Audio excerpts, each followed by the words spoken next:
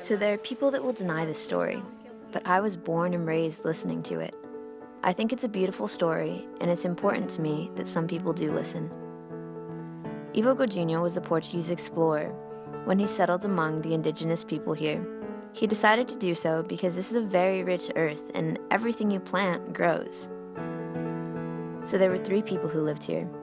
There was the Arapanhuin, the people who lived here on this coast, the Tapajós, that was the name of the other people, and the Gumaruara, who are in the middle.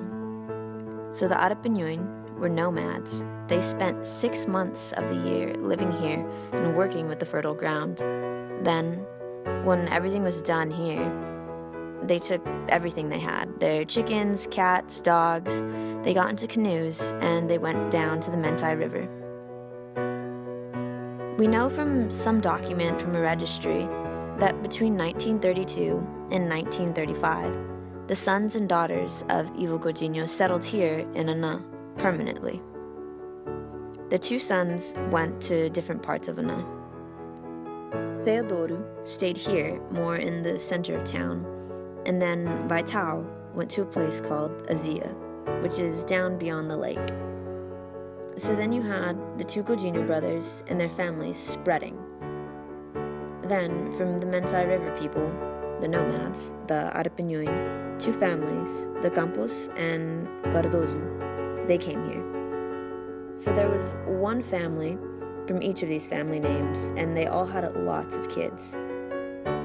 My great-grandmother was a shaman, and she received, and by received I mean incorporated, the enchanted being who claimed to be the owner of this area.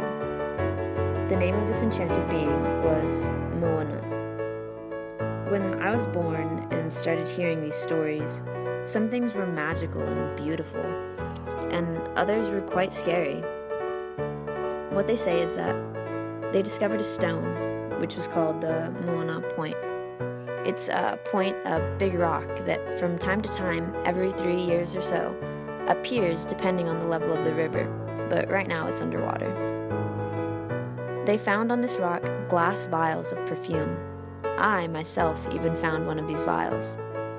There are people who say they used the vials and they got kind of crazy, but I myself put the perfume on and nothing happened to me. It's hard to understand because these perfumes, which are called Black Prince, were one of the most expensive at the time.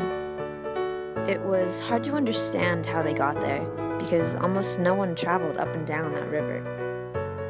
So what Moana said is, I am the owner and protector of this community, and he was very much respected by the people.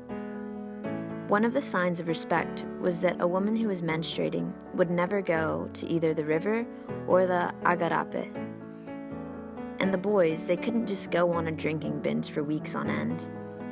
And when Moana got angry, the elders used to say he would hit the dogs in the community. The youth in general don't believe the stories of Ana, but there are many people that still do. Some of the phenomena even continues to happen today. Something that happens is the botus, or dolphins, they whistle at night. And another thing is that when men drink too much, something happens. And all of a sudden, the dogs suffer a lot.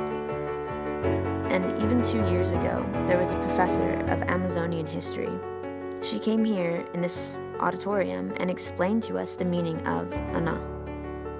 The name Moana means enchanted being. Mo means being, so they registered the name of the community as Ana. Essentially what they're saying is enchanted. This reminds me of when I was little.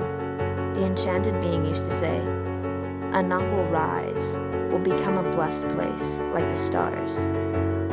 And in my lifetime, I'm seeing this happen. Somehow, Ana is becoming well known, and there's a prosperity here that differentiates it and distinguishes it from other communities. And I'm very happy to see what's been happening. You know our reality. You've been in our community and other communities, and you know that nothing happens unless people embrace the cause. So thank goodness that's happening here. So, that's Ana. It's enchanted, but it's obviously real, as you know, because you are stepping on it now.